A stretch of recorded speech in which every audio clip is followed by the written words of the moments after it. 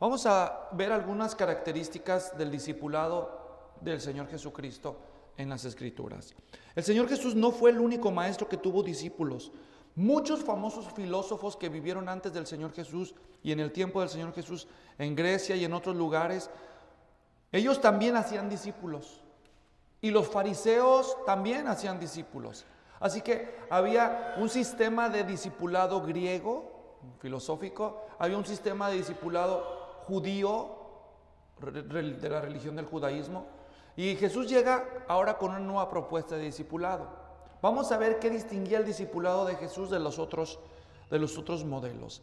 Los filósofos griegos solo admitían varones como discípulos, y normalmente eran los discípulos los que buscaban al filósofo que más les convencía y entonces se le acercaban y lo adoptaban como su maestro. Entonces en el discipulado griego el que escogía era el discípulo al maestro. ¿Está claro?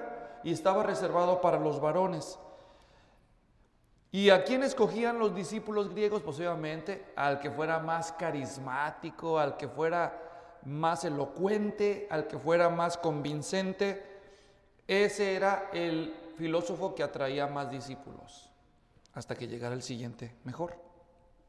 La meta del discipulado griego era conseguir conocimiento, saber más. Esa era la motivación dominante en la mentalidad griega. Por otro lado, entre los judíos, ahí el móvil principal era la religión, no era la filosofía ni el conocimiento. Tampoco ellos, los judíos, permitían que las mujeres se hicieran discípulos, mucho menos enseñar. Aún dice Juan Bautista, se registra en la Biblia que haya tenido ninguna mujer como discípulo. Se habla que Juan Bautista tuvo discípulos, pero todas las veces que se menciona eran varones. Sin embargo, esperaban que todos los varones israelitas estudiaran la ley de Dios, la que le llamamos la Torá. Los que tenían buen éxito en esta responsabilidad eran seleccionados para un entrenamiento más profundo en las Escrituras. Es decir, cuando un judío se consagraba al conocimiento y a la obediencia de la ley, entonces ese discípulo pasaba a un nuevo estatus. Los que sobresalían en eso empezaban a ser considerados autoridades espirituales. La secta judía más numerosa y más estricta era la de los fariseos. Muchísimos varones eran fariseos en Jerusalén, en todo Israel en los tiempos del Señor Jesús. Eran hombres de todo tipo de oficios.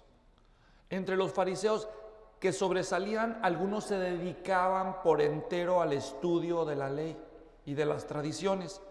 Y es a los que normalmente la Biblia registra como los maestros, escribas o doctores de la ley. Es decir, son fariseos consagrados por entero a ese trabajo. Los demás fariseos tenían un oficio también. Entonces no pienses tú cuando la Biblia dice que fulano era fariseo, es que se dedicaba, que era como un pastor, no.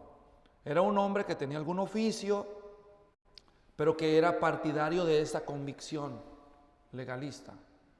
Los fariseos consagrados el tiempo completo al estudio de la Escritura son los escribas. ¿Está claro?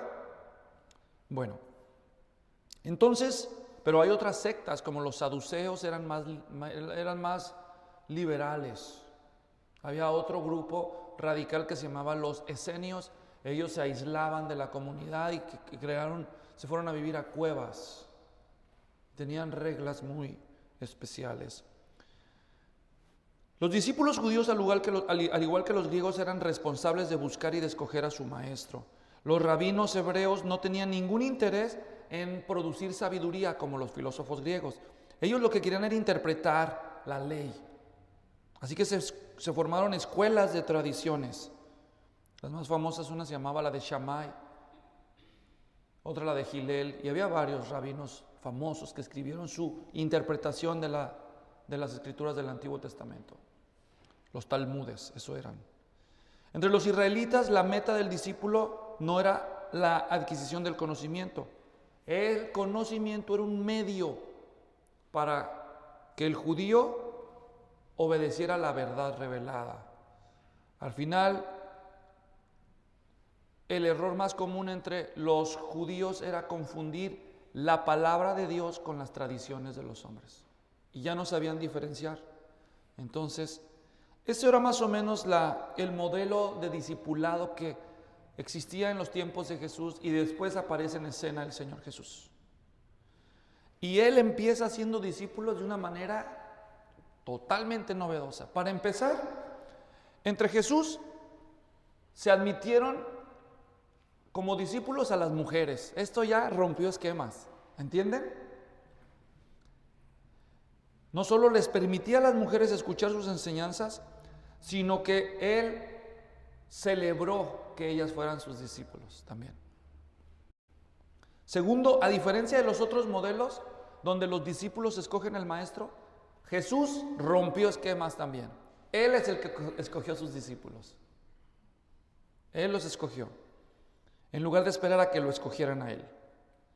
Por eso dice Juan 15, claramente dice: ustedes no me escogieron a mí, yo los escogí a ustedes. Así que, una vez que los escogía, entonces Él trabajaba con ellos. Claro, Jesús ofrecía a todas las multitudes que lo siguieran, pero continuamente les recordaba el alto precio que debían estar dispuestos a pagar. ¿Está claro? Ya hablamos de eso con suma claridad. Luego, otra novedad nunca antes vista en el discipulado de Jesús. Los filósofos griegos convencían a la gente de sus razonamientos. Los rabinos hebreos interpretaban la ley y esperaban que sus discípulos aceptaran su interpretación. Jesús viene y toma el Antiguo Testamento y dice: el Antiguo Testamento hablaba de mí. O él se lo aplicó. Él dijo: el Antiguo Testamento se interpreta a la luz de mi persona.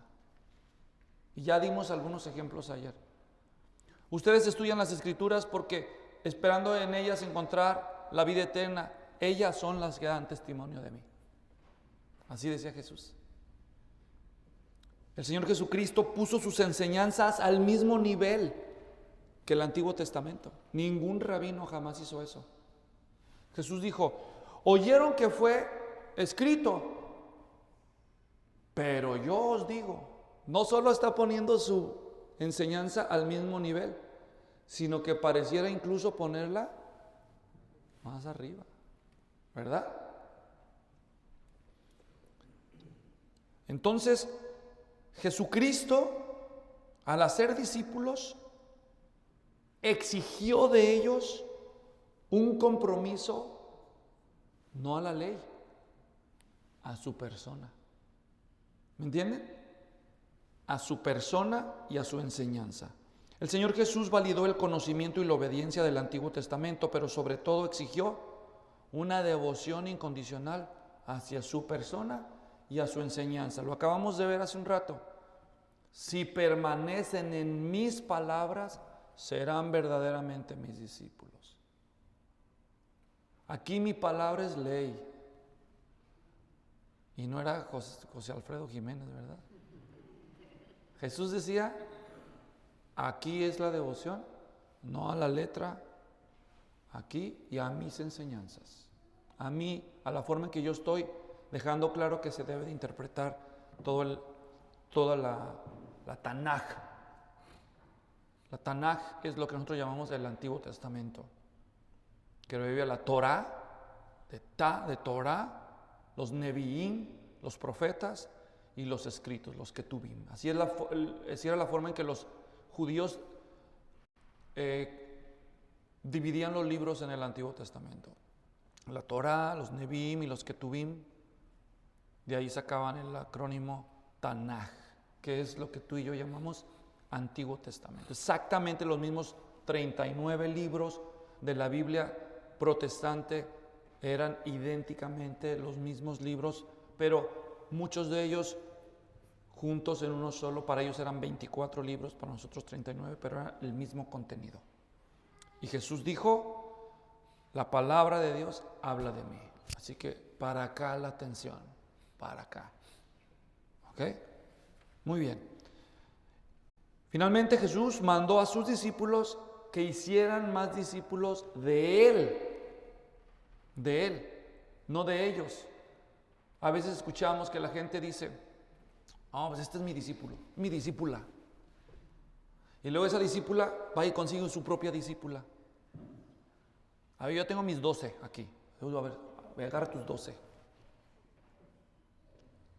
Del gobierno de los 12 aquí, a ver, 12. ¿Tú ya tienes tus 12? ¿Tienes tus 12 discípulos? ¿Y tú ya tienes tus 12? Y ahí se va la pirámide. Entonces ya para cuando yo empecé y yo tengo mis 12 discípulos y luego tiene sus 12 discípulos. Nada más que pues, para conservar la visión. Entonces, mis discípulos, pues yo soy más. Así que mis discípulos ya están un poquito más acá. Y los de más para acá. Ya para la tercera, cuarta generación, ya no son discípulos, son monstruos. Ya, ¿verdad? ¿Qué queda del original? Así que para proteger ese margen de error, cuando Jesús manda a sus discípulos, dijo, id a ser discípulos. ¿De quién creen que debían ser discípulos? ¿De ellos? De Jesús. ¿Cómo lo sabemos? Porque Jesús dijo, y les mandan que guarden todo lo que yo les he enseñado. Entonces, ¿a quién tienen que obedecer? ¿A los que los discipularon o a Jesús? Entonces, en la misión verdadera de la Biblia, hay que hacer discípulos ¿de quién? De Jesús, no míos. Yo no necesito que la gente sea como yo. Yo necesito que la gente sea como Jesús. Yo no necesito que la gente, los que quieran unción, los que quieran mi unción, pasen aquí. Yo traigo la unción.